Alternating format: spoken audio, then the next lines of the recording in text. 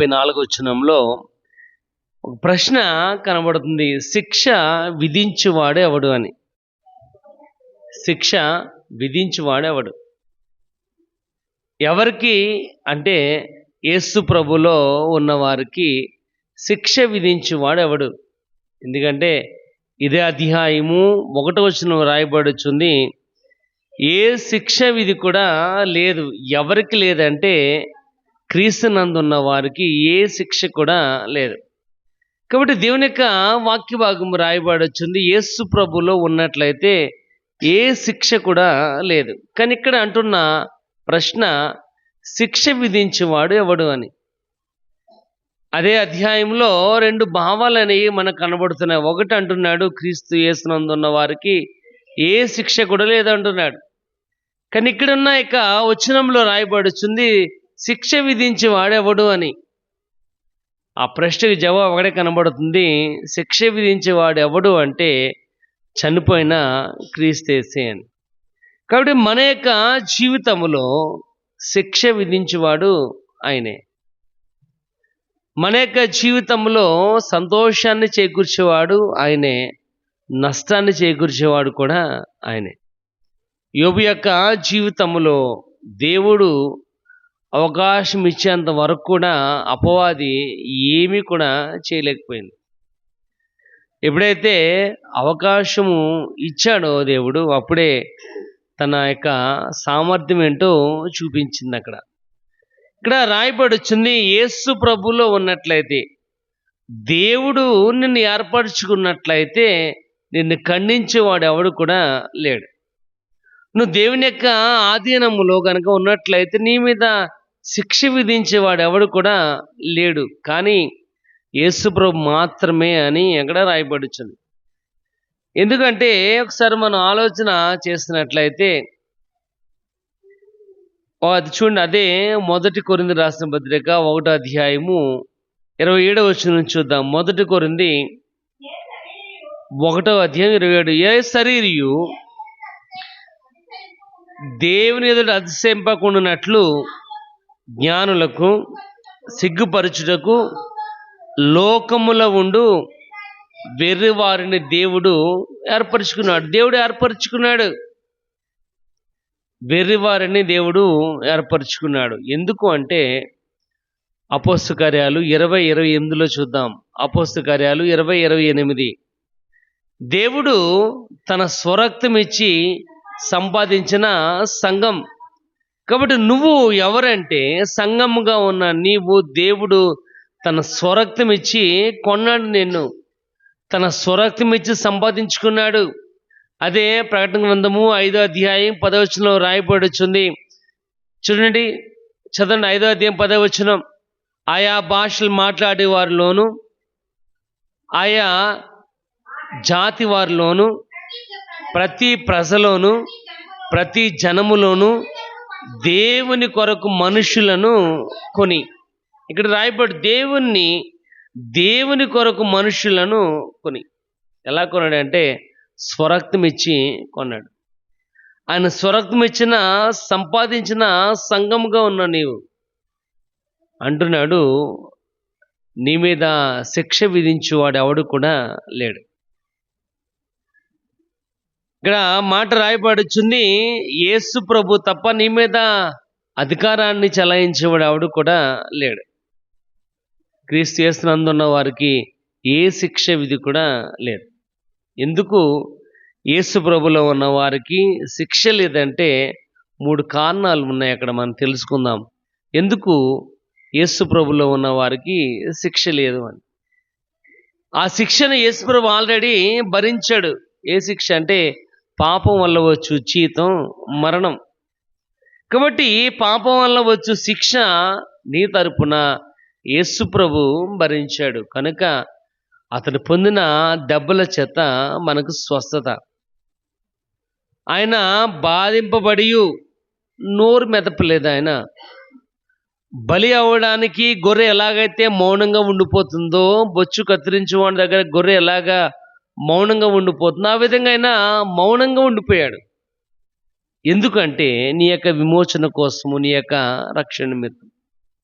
ఇక్కడ రాయబడుచుంది యేసు ప్రభులో ఉన్నట్లయితే ఏ శిక్ష కూడా లేదు. ఎందుకు లేదంటే అక్కడే రాయబడుచుంది కారణము. ఒకటి చూడండి, శిక్ష విధించేవాడెవడు చనిపోయినా క్రీస్తేసే. యేసు ప్రభు చనిపోయాడు. Christ died for us. యేసు ప్రభు నీ కోసము చనిపోయాడు. యేసు ప్రభు నీ యొక్క రక్షణ నిమిత్తము చనిపోయాడు. యేసు ప్రభు నీ యొక్క పాపముల నిమిత్తము చనిపోయాడు. నువ్వు ఉండవలసిన స్థానంలో ఆయన ఉన్నాడు. అందుకే 53వ అధ్యాయం 5వ వచనం చూద్దాం. యెషయా గ్రంథము 53వ అధ్యాయము 5వ వచనం అని రాయబడుచుంది. అంటే మనం చేస్తున్న యొక్క తప్పుల వల్ల మనము భరించవలసిన బాధను ఆయన భరించి నీకోసము ప్రాణాన్ని త్యాగం చేస్తాడు గనక పాపం వల్ల వచ్చు శిక్ష నీ మీద లేదు. పాపం వల్ల వచ్చు శిక్ష నీ మీద మోపువాడు ఎవడు కూడా లేడు. కానీ ఇక్కడ అంటున్నాడు, శిక్ష విధించేవాడు ఎవడు అంటే చనిపోయిన క్రీస్తేసే. కాబట్టి క్రైస్ట్ డైడ్ ఫర్ అస్. యేసు ప్రభు మన కోసము చనిపోయాడు. ఎందుకంటే యోహాను సువార్త 3:16 రాయబడుచుంది, దేవుడు లోకమును ఎంతో ప్రేమించాడు కనుక తన అద్వితీయ కుమారుని లోకాన్ని పంపించాడు. పంపించిన వారిని విశ్వాసం ఉంచి ప్రతివాడు నశింపక నిత్య జీవం, అంటే నీ యొక్క జీవితంలో నిత్య జీవము పొందాలని, నువ్వు నిత్య జీవానికి అర్హుడిగా ఉండాలని యేసు ప్రభు ఈ లోకానికి పంపబడ్డాడు. పంపబడిన ఆయన తన ప్రాణాన్ని త్యాగం చేశాడు. ఒకసారి చూడండి, 1వ యోహాను పత్రిక 3:16 చూద్దాం. 1 యోహాను పత్రిక 3:16. ఆయన మన నిమిత్తము తన ప్రాణం పెట్టాను. చాలు, ఇక్కడ రాయబడుచు ఆయన నీ నిమిత్తము తన ప్రాణాన్ని పెట్టాడు. నీ కోసమైన తన ప్రాణాన్ని త్యాగం చేస్తాడు. కనుక శ్రమల కాలంలో దేవుని యొక్క వాక్యాన్ని ధ్యానం చేస్తున్న నీవు వాక్య భాగం రాయబడుచు నీ కోసం ఆయన తన ప్రాణాన్ని త్యాగం చేశాడు. కనుక యేసు ప్రభు నీ కోసము చనిపోయాడు. తన స్వరక్తం ఇచ్చి కొన్న నిన్ను, తన యొక్క అమూల్యమైన రక్తము చేత నిన్ను కొన్నాడు కనుక నువ్వు నశించిపోకుండా ఉండాలని నీ కోసం ఆయన తన ప్రాణాన్ని త్యాగం చేస్తాడు. కనుక నీ మీద శిక్ష విధించేవాడు ఎవడు కూడా లేడు. కాబట్టి దేవుడు ఎన్నుకున్న వారిని ఖండించేవాడు ఎవడు కూడా లేడు. ఆయన పెంట కుప్పల మీద నుంచి దీనులను పైకెత్తేవాడు, దరిద్రులను లేవనెత్తువాడు. కాబట్టి నేను విమోచించిన వాడు ఆయనే. కానీ ఇక్కడ రాయబడుచున్న మాట ఏంటంటే యుక్త కాలమందు, చూడండి రోమా 5వ అధ్యాయం 6వ వచనంలో రాయబడుచుంది, మనం ఇంకా భక్తిహీనులమై ఉండగా యుక్త కాలమందు యేసు ప్రభు నీ కోసం తన ప్రాణాన్ని త్యాగం చేశాడు. మనం ఇంకా పాపులమై ఉండగానే, మనం ఇంకా దూరస్తులుగా ఉండగానే యుక్త కాలమందు ఆయన తన ప్రాణాన్ని త్యాగం చేశాడు. ఎందువల్లంటే దానివల్లనే ఆయన ప్రేమ ఏంటో కనబడుతుంది.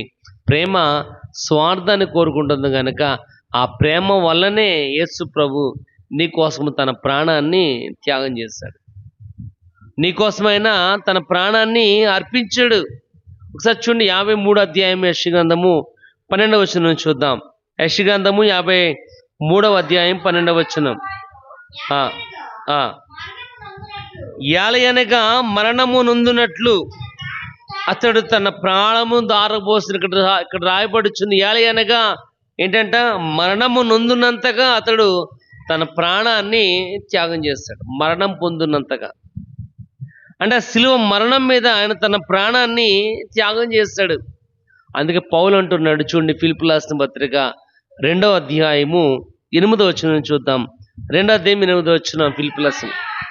మరియు ఆయన ఆకారమందు మనుష్యునిగా కనపడి మరణము పొందినంతగా, అనగా శిలువ మరణము పొందినంతగా, ఇక్కడ ఆకారమందు మనుష్యునిగా కనబడ్డాడు. కానీ మరణం పొందినంతగా, ఏ మరణం అంటే శిలువ మరణం పొందినంతగా తన్ను తాను దేవునికి అప్పగించుకున్నాడు. కాబట్టి యేసు ప్రభు నీ కోసం చనిపోయాడు. ఆయన చనిపోవడం వల్లనే నీ యొక్క జీవితమునకు విమోచన. ఆయన చనిపోకపోతే ఏం కాదు. చూడండి, ఎఫెసీయులకు రాసిన పత్రిక 2వ అధ్యాయం 8వ వచనం రాయబడుచుంది, మీరు విశ్వాసము కృపచేత రక్షింపబడి ఉన్నారు, కానీ ఇది మీ వలన కలిగినది కాదు, కానీ దేవుని యొక్క వరం. యేసు ప్రభు నీకోసం తన ప్రాణాన్ని అర్పించాడు కనుక నీకోసము ఆయన అనేకమైన అవమానాలను భరించి, అనేకమైన బాధలను భరించి తన ప్రాణాన్ని ఫలంగా పెట్టి నిన్ను కొన్నాడు కనుక ఇక్కడ రాయబడుచుంది, దేవుడు ఎన్నుకున్న వారిని ఖండించేవాడు ఎవడు కూడా లేడు. దేవుడు ఎన్నుకున్న వారిని శిక్ష విధించేవాడు ఎవడు కూడా లేడు. అయితే యేసు ప్రభు మాత్రమే నిన్ను శిక్షించేవాడు. కానీ ఇక్కడ రాయబడుచున్న మాట ఏంటంటే, ఆకారమందు మనుషునిగా కనబడినప్పటికీ శిలువ మరణం పొందినంతగా ఆయన తన్ను తాను తగ్గించుకున్నవాడుగా కనబడుతున్నాడు. ఒకసారి చూడండి, యోహాను సువార్త 14వ అధ్యాయం 3వ వచనంలో రాయబడుచుంది, నేను మీ దగ్గరికి వస్తాను, నేను వెళ్ళి స్థలం సిద్ధపరుస్తాను, నేను మరలా వస్తాను, నేను వచ్చి నేనుండు స్థలములో నీవుండులాగున నేను మరలా నిన్ను అక్కడికి తీసుకుని పోతాను. ఎందుకంటే రోమా 3వ అధ్యాయంలో రాయబడుచుంది, నీతిమంతుడు లేడు, ఒక్కడు కూడా లేడు, అందరూ పాపం దేవుడు అనుగ్రహించి మహిమను పొందలేకపోతున్నారు. కానీ దేవుని యొక్క మహిమను మనం పొందాలి అంటే అది నీ శరీరంతో అయ్యే పని అయితే కాదు. దేవుని యొక్క ప్రేమను పొందుకోవాలంటే నీవా జరిగేది అయితే కాదు. ఎందుకంటే ఆయనే మనల్ని ప్రేమించాడు, మనం ప్రేమించామని కాదు. ప్రేమించిన ఆయన నీ కోసం తన ప్రాణాన్ని త్యాగం చేశాడు కనుక యేసు ప్రభు నీ కోసమే చనిపోయాడు. అందుకే ఆయన శిలువ మోస్తున్నప్పుడు యెరూషలేము కుమార్తెలు అంటున్నమాట, అమ్మా యెరూషలేము కుమార్తెలారా, నా కోసం ఏడవకండి, మీకోసము మీ పిల్లల కోసము. కాబట్టి ఆయన నీ యొక్క విమోచన కోసం తన ప్రాణాన్ని త్యాగం చేశాడు కనుక ఇక్కడ వాక్య భాగం రాయబడుచుంది, నూతనమైన జీవితాన్ని ఇవ్వడం కోసం. మలినమైపోయిన నీ జీవితము, పాపములో ఉన్న నీ జీవితము దేవునికి మహిమార్థంగా జీవించులాగున ఆయన యేసు ప్రభు నీ కోసం తన ప్రాణాన్ని త్యాగం చేశాడు కనుక శిక్ష విధించేవాడు ఎవడు కూడా లేడు. కనుక దేవుడు ఏర్పరచుకున్న వారిని ఖండించేవాడు ఎవరు అంటే యేసు ప్రభు మాత్రమే అని రాయబడుచుంది. ఒకసారి చూడండి, తీతుకు రాసిన పత్రిక చూద్దాం. తీతుకు రాసిన పత్రిక 2వ అధ్యాయము 14వ వచనం, ఆయన సమస్తమైన దుర్నీతిలో నుండి మనలను విమోచించి సత్క్రియలందు ఆసక్తి గల ప్రజలను తన కోసము పవిత్రపరుచుకొని తన సొత్తుగా చేసుకొనుటకు. ఇక్కడ రాయబడుచుంది ఏంటంటే సమస్తమైన దుర్నీతిలో నుండి మనలను విమోచించడానికి. ఎక్కడి నుంచి అంట? సమస్తమైన దుర్నీతి అంటే ఈ పాప అంధకారంలో మలినమైపోయిన జీవితము, ఈ మలినమైపోయిన జీవితముతో పరిశుద్ధమైన దేవుని చేరలేవు. అందుకే ఆయన అంటున్నాడు, నేను పరిశుద్ధుడే కనుక మీరును పరిశుద్ధులే. కాబట్టి మనల్ని మనము పరిశుద్ధపరచుకోలేం, మనల్ని మనం నీతిమంతులుగా చేసుకోలేం. కనుక అనీతిమంతులైన మన కొరకు నీతిమంతుడైన యేసు ప్రభు తన ప్రాణాన్ని త్యాగం చేశాడు. అనీతిమంతులైన నీ కొరకు నీతిమంతుడైన యేసు ప్రభు తన ప్రాణాన్ని పెట్టాడు. అంటే ఇక్కడ రాయబడుచుంది, సమస్తమైన దుర్నీతిలో నుండి ఆయన మనలను విమోచించాడు. విమోచించగల కారణం ఏంటంటే నీ మీద ఆయనకున్న యొక్క ప్రేమ, నీ మీద ఆయనకున్న యొక్క వాత్సల్యత. అంటే ఇక్కడ రాయబడుచున్న మాట కూడా అది, ఆయన మనలను విమోచించి ప్రజలను తన కోసము పవిత్రపరుచుకొని తన సొత్తుగా చేసుకున్నాడు అని. ఇక్కడ ఆయన నిన్ను విమోచించి నిన్ను పవిత్రపరిచాడు. పవిత్రపరచడానికి ఆయన తన ప్రాణాన్ని త్యాగం చేశాడు. ఇక్కడ ప్రియమైన వాళ్ళరా, ఒకటి యేసు ప్రభు నీ కోసమే చనిపోయాడు. రెండోది చూద్దాం, అదే వచనంలో 8వ అధ్యాయము 34వ వచనంలో మాట రాయబడుతుంది, శిక్ష విధించేవాడెవడు చనిపోయినా క్రీస్తేసే. ఇక్కడ అంతేకాదు, మృతులలోనే లేచిన వాడును దేవుని కుడిపార్శ్వమున ఉన్నవాడు. రెండవది ఇక్కడ రాయబడుచుంది పొజిషన్ ఆఫ్ పవర్. ఆయన యొక్క శక్తి ఏంటో నువ్వు తెలుసుకోవాలి. ఆయన యొక్క సామర్థ్యం ఏంటో నువ్వు తెలుసుకోవాలి. ఆయన కూర్చున్న కుర్చీ ఏంటో నువ్వు తెలుసుకోవాలి. ఎక్కడ కూర్చున్నాడంటే 2 దగ్గర రాయబడి వచ్చింది. ఆయన పొజిషన్ ఏంటంటే తండ్రి యొక్క కుడిపార్శ్వమున ఆసీనుడై ఉన్నాడు. ఒకటి, ఆయన నీకోసం చనిపోయాడు కనుక నువ్వు ఆ దేవుడు ఎన్నుకున్న వారిని శిక్షించేవాడు ఎవడు కూడా లేడు. రెండోది ఇక్కడ రాయబడుచున్న మాట ఏంటంటే ఆయన కూర్చున్న యొక్క సీట్, ఆయన మనిషి ఎవరైనప్పుడు, ఇప్పుడు చూడండి సీఎం కుర్చీ ఉంది అనుకోండి, ఆ సీఎం కుర్చీలో ఎవరు కూర్చున్నా కానీ ఆ కుర్చీకి వెయిట్ అనేది ఉంటుంది. ఆ కుర్చీ చేసే పని ఒకటి ఉంటుంది అమ్మ, దాంట్లో కూర్చున్నవాడు ఏ సంతకం పెట్టినా చెల్లుతుంది. అంతే తప్ప పలానా వ్యక్తే కూర్చోలని లేదు. ఎందుకంటే ఆ పొజిషన్కి ఆ ర్యాంక్ ఉంది కనుక. ఇక్కడ రాయబడి వచ్చింది ఆయన కూర్చున్నాడు కుర్చీ ఎక్కడంటే తండ్రి యొక్క కుడిపార్శ్వమున ఆసీనుడై ఉన్నాడు. చూడండి మార్కు సువార్త 16:19 చూద్దాం. మార్కు సువార్త 16:19. యేసుప్రభు చనిపోయిన తర్వాత యేసుప్రభు వారితో మాట్లాడిన తరువాత పరలోకమునకు ఆయన వెళుతున్న సమయంలో జరిగిన యొక్క సన్నివేశం అక్కడ రాయబడుచుంది. వారి శిష్యులు చూస్తుండగానే ఆయన తండ్రి యొక్క కుడిపార్శ్వమున ఆసీనుడై ఉన్నాడు. అది ఆయనకు పొజిషన్, అది ఆయనకు సామర్థ్యం. ఏంటంటే తండ్రి యొక్క కుడిపార్శ్వమున ఆసీనుడై ఉన్నాడు కనుక నీ మీద శిక్ష విధించేవాడు ఎవడు కూడా లేడు. ఆయన ఎక్కడున్నాడు? తండ్రి యొక్క కుడిపార్శ్వమున కూర్చున్నాడు. చనిపోయిన తర్వాత మరణంను జయించి తిరిగి లేచిన తరువాత యేసు ప్రభు తన శిష్యులతో 40 దినములు ఉన్న తరువాత ఆయన ఆరోహణమవుతూ వారు ఇంకా చూస్తుండగానే ఆయన తండ్రి యొక్క కుడిపార్శ్వమున ఆసీనుడై ఉన్నాడు కానీ రాయబడుచుంది. ఒకసారి చూడండి అపోస్తలుల 2వ అధ్యాయము 24 చూద్దాం. 2:24 అపోస్తలుల కార్యాలు. మరణం ఆయనను బంధించుట అసాధ్యం. ఏంటంట? మరణం ఆయన బంధించుట అసాధ్యం కనుక మరణ వ్యాధుల నుండి తొలగించి ఆయనను లేపాడు. మరణం ఆయన బంధించడం అసాధ్యం. ఎందుకంటే మత్తయి సువార్త 27వ అధ్యాయంలో వాళ్ళు అంటున్నారు ఈ వంచకుడు చనిపోయి తిరిగి లేస్తానన్నాడు కనుక ఒకళ్ళు నిజంగా తిరిగి లేస్తాడేమో. ఒకవేళ ఆయన కన్నా తిరిగి లేవకపోయినట్లయితే యేసు ప్రభు యొక్క ఆయన యొక్క శిష్యులు వచ్చి ఆయన బాడీని తీసుకుని వెళ్ళిపోయి ఆయన లేచాడని అబద్ధం చెప్తారేమో అని ఆ సమాధిని గొలుసులతో సైనికులతో కట్టుదిట్టాలుగా బంధించినప్పటికీ ఆయన చెప్పినట్లుగానే 3వ దినమున ఆయన మరణంను చేయించి తిరిగి లేచాడు. ఇప్పుడు ఎక్కడున్నాడంటే తండ్రి యొక్క కుడిపార్శ్వమున ఆసీనుడై ఉన్నాడు. చూడండి ఒకసారి మనం ఆలోచన చేస్తున్నాం లేదా, మనకు తెలిసినోడు, మనకు బాగా తెలిసినోడు ఒక మంచి పొజిషన్లో ఉన్నాడు అనుకోండి, లేకపోతే మన చంద్రబాబు నాయుడు గారి రైట్ హ్యాండ్ అనుకోండి అట్లా మన భూమి మీద ఆగం. ఎందుకంటే చంద్రబాబు నాయుడే మన పక్కన ఉన్నాడు అంటాం. ఎందుకంటే చంద్రబాబు నాయుడు దగ్గర పక్కన ఉన్నా కానీ మనం అంటాం చంద్రబాబు నాయుడే నా పక్కన ఉన్నాడు అన్న ఫీలింగ్లో ఉంటాం. ఎందుకంటే ఏ ఫోన్ చేసినా ఏ పని చెప్పినా వెంటనే అయిపోద్ది కానీ. అంటే వ్యక్తి అక్కడ ఉన్నాడు కానీ, మనకు తెలిసినోడు ఉన్నాడు కానీ. అలా ఇక్కడ వాక్య భాగం రాయబడచ్చు. నీకు తెలిసిన వ్యక్తి, నీకోసం ప్రాణం పెట్టిన వ్యక్తి, నీకోసం అనుక్షణం కూడా నీ విమోచనం కోసం ఎంతో ప్రయాసపడిన వ్యక్తి తండ్రి యొక్క కుడిపార్శ్వమున ఆసీనుడై ఉన్నాడు కనుక నీ మీద శిక్ష విధించేవాడు ఎవడు కూడా లేడు.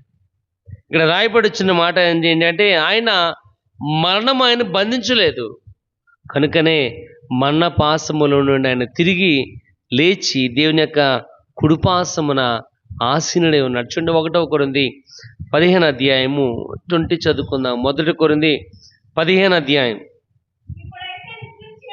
ఇప్పుడైతే నిద్రించిన వారిలో ప్రథమ ఫలముగా క్రీస్తు మృతులలో నుండి ఇప్పుడు నిద్రించిన వాళ్ళు ఎవరైతే చనిపోయారో చనిపోయిన వాళ్ళ నుండి మొదటి ఫలముగా యేసు ప్రభు మాత్రమే చనిపోయి తిరిగి లేపబడ్డాడు కనుకనే తండ్రి యొక్క కుడిపార్శ్వమున ఆయన ఆసీనుడై ఉన్నాడు. అది ఆయన యొక్క పొజిషన్, అది ఆయన యొక్క పవర్.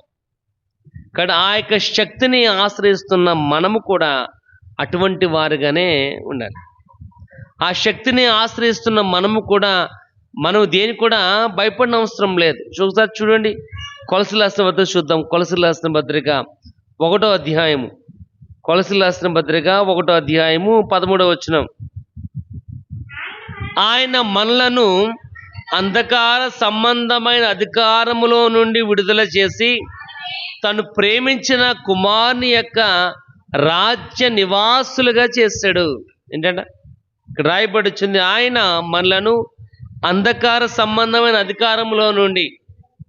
అందుకే ఎఫెసీ రాసిన పత్రిక 6వ అధ్యాయంలో రాయబడుచుంది, నువ్వు పోరాడుచుంది మనుషులతో అయితే కాదు, నువ్వు పోరాడుచుంది కనబడే వారితో కాదు, కనబడని వారితో నువ్వు పోరాడుతున్నావు, అంధకార సంబంధులతో, లోకనాథులతో నువ్వు పోరాడుతున్నావు. ఎందుకంటే రాయబడుచున్న మాట ఏంటంటే, ఆయన ఆ లోకనాథుల యొక్క అధికారములో నుండి మనం విడుదల చేయడానికి కోసము ఆయన తండ్రి యొక్క కుడిపార్శ్వమున ఆసీనుడై ఉన్నాడు. అందుకే అంటున్నాడు, తను ప్రేమించిన తన కుమారుని యొక్క రాజ్య నివాసులుగా చేయడానికి కోసం.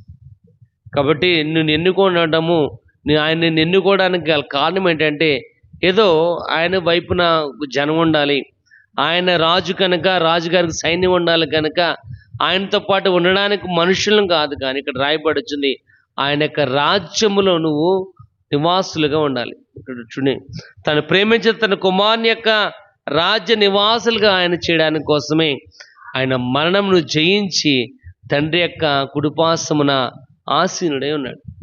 అందుకే చనిపోయిన వారిలో మొదటి ఫలముగా ఆయన తిరిగి లేపబడిన వాడిగా కనబడుతున్నాడు. ప్రియమైన వాళ్ళరా, అది ఆయన యొక్క పవర్, అది ఆయన యొక్క పొజిషన్. అటువంటి దేవుణ్ణి మనం ఆరాధిస్తున్నాం కనుక దేనికి కూడా భయపడిన అవసరం లేదు. కనుక యోబు వలె బోల్డ్గా నిలబడితే, ధైర్యంగా నిలబడితే చాలు. అందుకని అంటున్నాడు, విశ్వాసమందు స్థిరమైన వారుగా ఉండాలి, పునాది మీద కట్టబడిన వారుగా, రాక్ సాలిడ్గా ఉండాలి. ఇక్కడ రాయబడుచున్న మాట చూడండి ఒకసారి, తీతుకు రాసిన పత్రిక 2వ అధ్యాయం ఒకసారి చూద్దాం. తీతుకు రాసిన పత్రిక 2వ అధ్యాయం 11వ వచనం. ఏలయనగా సమస్త మనుషులకు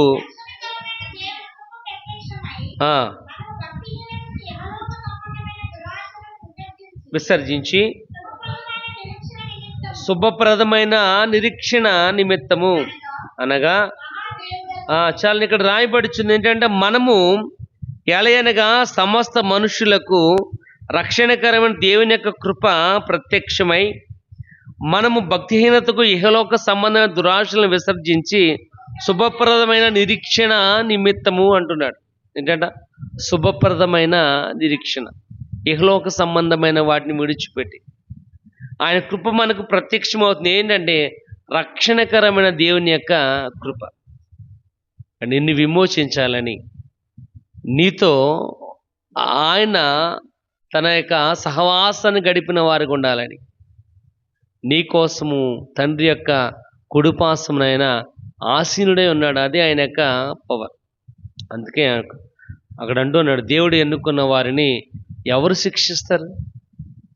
శిక్ష విధించేవాడు ఎవరు కూడా లేరు. ఎందుకంటే 31వ వచనం రాయబడుచుంది, ఇట్లుండగా మనం ఏమందుము, దేవుడు మన పక్షం నుండగా మనకు విరోధి ఎవడు?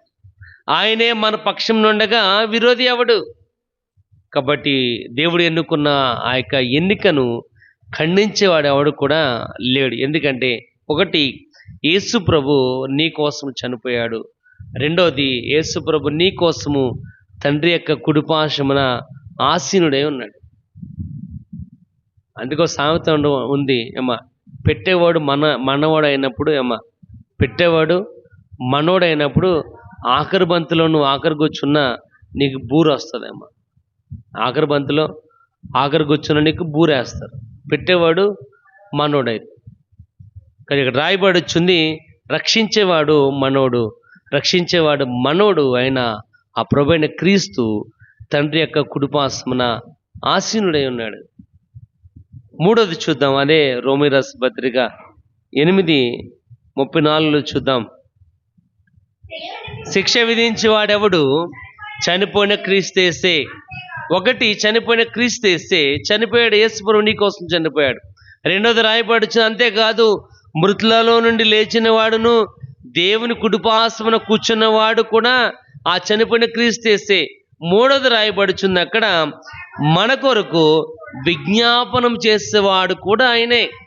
అంటే మూడోది రాయబడుచు ఇంటర్సీడింగ్, దేవునికి మైకు మధ్య వర్తి కూడా ఆయనే.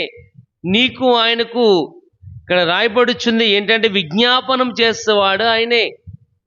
నీకేది అవసరమో అది ఆయనకు తెలియజేసి ఆయన దగ్గర నుంచి రావాల్సినవి ప్రతిదీ కూడా నీకు అందజేసేవాడు ఆయన. అందుకే ఒక మాట అంటున్నాడు, నాకు వేరుగా ఉండి నువ్వేమి కూడా చేయలేవు. దేవుని కాదని ఏమి కూడా మనం పొందుకోలేం. యోహాను సువార్త 14:6 రాయబడుచుంది, నేనే మార్గము, నేనే సత్యము, నేనే జీవం, నా ద్వారా తప్ప ఎవడు కూడా తండ్రి వద్దకు నువ్వు దేవుని దగ్గర చేరాలంటే నీ వల్ల అయితే కాదు, కానీ యేసుప్రభు మాత్రమే మార్గం, సత్యం, జీవం. ఇక్కడ రాయబడుచుంది ఆయన ఇంటర్సీడింగ్, మన కొరకు విజ్ఞాపనం చేసేవాడు ఆయనే. చూడండి 1 తిమోతి 2:5 చూద్దాం. 1 తిమోతి 2:5 దేవుడు ఒక్కడే, దేవునికిని నరులకు మధ్యవర్తి ఒక్కడే, ఆయన క్రీస్తు యేసను నరుడు. ఇక్కడ రాయబడి దేవుడు ఒక్కడే, మీడియేటర్ కూడా ఒక్కడే, ఆయన క్రీస్తు యేసను నరుడు. కాబట్టి ప్రియమైన వాళ్ళారా, ఎందుకంటే నీ జీవిత పాపంలో అంధకారంలో ఉన్నప్పుడు తండ్రి అన్న దేవుడు, పరిశుద్ధాత్మ దేవుడు కుమారుడైన యేసుక్రీస్తుని లోకానికి పంపించారు. పంపించిన ఆయన మానవ ఆకారంలో పుట్టి మరణం పొందినంతగా, అంటే శిలువ మరణం పొందినంతగా తను తాను తగ్గించుకుని నీకోసం తన ప్రాణాన్ని పెట్టి ఈ దినమున తండ్రి కుడిపార్శ్వన కూర్చుంటాం మాత్రమే కాదు, కానీ నీకోసం విజ్ఞాపన చేసేవాడు కూడా ఆయనే. వన్ మీడియేటర్, ఒకే దేవుడు, ఒకే మధ్యవర్తి, ఆయన క్రీస్తు యేసను ఉన్నారు. చూడండి హెబ్రీ రాసిన పత్రిక 7వ అధ్యాయము, హెబ్రీ 7వ అధ్యాయము 25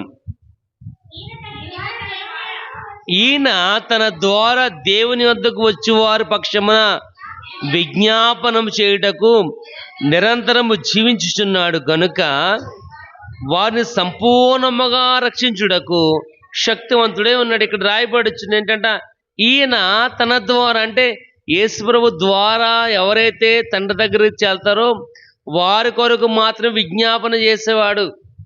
అందుకే ఆయన బ్రతుకున్నంతసేపు కూడా ఆయన అంటున్న మాట ఏంటంటే, నన్ను చూస్తే నన్ను పంపిన వారిని చూసినట్లే అన్నాడు ఆయన. నా మాట విశ్వాసం ఉంచితే పంపిన వారి అది విశ్వాసం ఉంచినట్లు అన్నాడు. అంటే ఇక్కడ రాయబడుచుంది, మనము ఆ తండ్రి దగ్గరికి, ఆ పరమ తండ్రి దగ్గరికి మనం చేరాలి అంటే మార్గం ఎవరంటే యేసుక్రీస్తు. ఆయన ద్వారానే తప్ప మన తండ్రి దగ్గరికి చేరలేం. ఇక్కడ రాయబడుచుంది, ఈయన తన ద్వారా దేవుని వద్దకు వచ్చి వారి పక్షమున, ఎవరైతే తండ్రి దగ్గరికి వెళ్తారో వారి పక్షమునైనా విజ్ఞాపన చేసేవాడు, అంటే వారి తరపున రికమెండేషన్ చేసేవాడు ఆయనే. ఇక్కడ అంటున్నాడు విజ్ఞాపన చేయడం, నిరంతరము జీవించేవాడు. 121 కీర్తన రాయబడుచుంది, ఇజ్రాయేల్ని కాపాడు దేవుడు కునుకడు నిద్ర. అంటే నిరంతరం ఆయన జీవించేవాడుగా ఉండి ఇక్కడ అంటున్నాడు వారిని సంపూర్ణముగా రక్షించుటకు శక్తిమంతుడే ఉన్నాడు. ఎలాగంట సంపూర్ణంగా, అంటే సగం వరకు కాదు. ఏమా గోతులు పడిపోయిన సగం వరకు లాగి ఆ తాడు అందుకున్నాక నువ్వు వచ్చారా అని వెళ్ళిపోయేవాడు కాదు.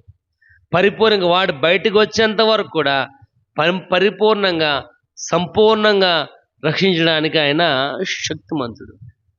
ప్రియమైన వాళ్ళారా, ఆయన క్రీస్తు యేసను నరుడు. ప్రియమైన వాళ్ళారా, దేవుడు ఎన్నుకున్న వారిని, ఆయన ఎన్నికను ఖండించేవారు ఎవరు కూడా లేరు. ఎందుకంటే ఒకటి, యేసు ప్రభువు నీ కోసం చనిపోయాడు.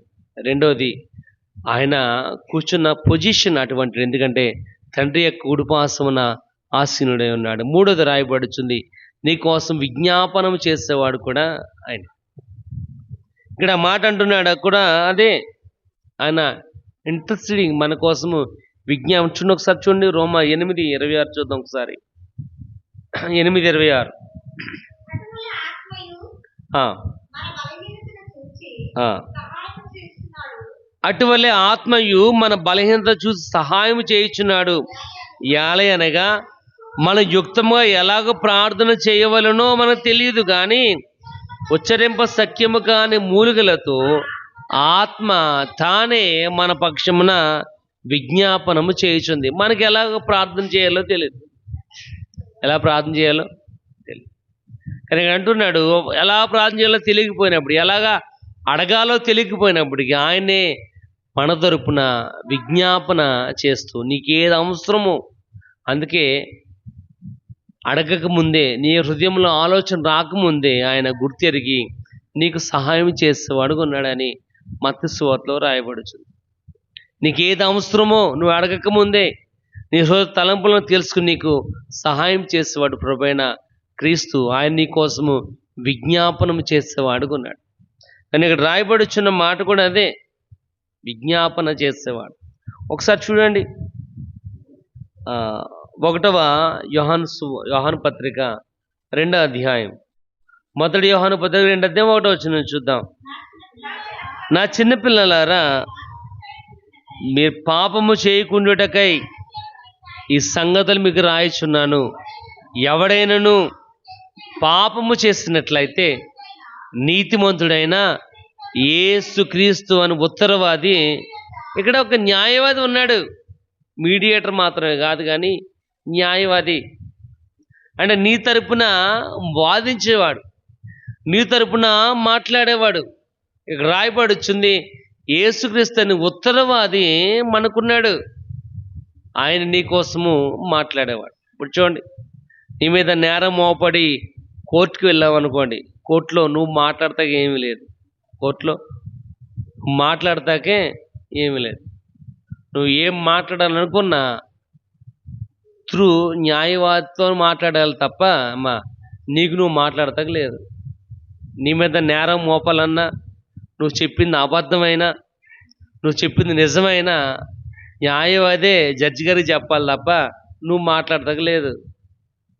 రాయబడుచున్న మాట, నీ కోసము విజ్ఞాపనం చేసేవాడు, నీ కోసం ఉత్తరవాది ప్రభువైన క్రీస్తు అనే ఒక వ్యక్తి తండ్రి దగ్గర ఆసీనుడై ఉన్నాడు. కానీ ఇక్కడ రాయబడుచుంది, దేవుడు ఎన్నుకున్న వారిని ఎవడు కూడా ఖండించేవారు లేరు. ఎందుకంటే క్రీస్తు యేసు అని ఒక మీడియేటర్, విజ్ఞాపన చేసేవాడు మన తరపున ఒక వ్యక్తి ఉన్నాడు. ఆయన ప్రభువైన క్రీస్తు. ఆయనే మార్గం, సత్యం, జీవం. ఆయన నీ యొక్క జీవితంలో అటువంటి యొక్క మోక్షము కలిగించాలని అజ్ఞానములో ఉన్న నిన్ను, పాపములో ఉన్న నిన్ను, అనీతిమంతుడిగా ఉన్న నిన్ను నీతిమంతుడైన యేసుక్రీస్తు లోకానికి, ఒక సామాన్య మానవునికి లోకానికి వచ్చి తన ప్రాణాన్ని త్యాగం చేసి నువ్వు భరించవలసిన అవమానమును, నువ్వు భరించవలసిన శిక్షను ఆయన భరించాడు. కనుక కోడెల యొక్క మేకల యొక్క రక్తముల విమోచన అయితే లేదు, కానీ నిష్కలంకమైన నిర్దోషమైన గొర్రెపిల్ల వంటి యేసు ప్రభు యొక్క రక్తములోనే విమోచన నీకు కలగాలని ఆయన తన ప్రాణాన్ని నీ కోసము త్యాగం చేశాడు. ఎలాగంటే శిలువ మరణం పొందినంతగా తన ప్రాణాన్ని త్యాగం చేస్తున్న వాడు కనబడుతున్నాడు. ప్రియమైన వాళ్ళరా, దేవుని యొక్క వాక్య భాగము రాయబడుతుంది, శిక్ష విధించు వాడెవరు అంటే ప్రభువైన క్రీస్తే. ఎందుకంటే ఆయన చనిపోయాడు, తండ్రి యొక్క రొమ్మున ఆనుకొని ఉన్నవాడు. మూడవది, నీకోసము విజ్ఞాపన చేసేవాడుగా ఉన్నాడు. కనుక దేవుని మీద ఆధారపడదాం. ఆయనే మన యొక్క ఆధారానికి కారణభూతుడుగా ఉన్నాడు. కనుక నీ యొక్క జీవితం ఎన్ని కష్టములు వచ్చినా, ఎన్ని ఇబ్బందులు వచ్చినా, మనము దేవుడు మన తరపున ఒక వ్యక్తి ఉన్నాడు కనుక ఆయన మీద ఆధారపడదాం. ఆయన ద్వారానే మనం తండ్రి దగ్గర చేరగలమనే యొక్క నిరీక్షణ దేవుని యొక్క వాక్యం ద్వారా మనం తెలియజేస్తున్నాడు. నేను కొద్ది మాటలు మన దీవించి ఆశీర్వదించిన గాక.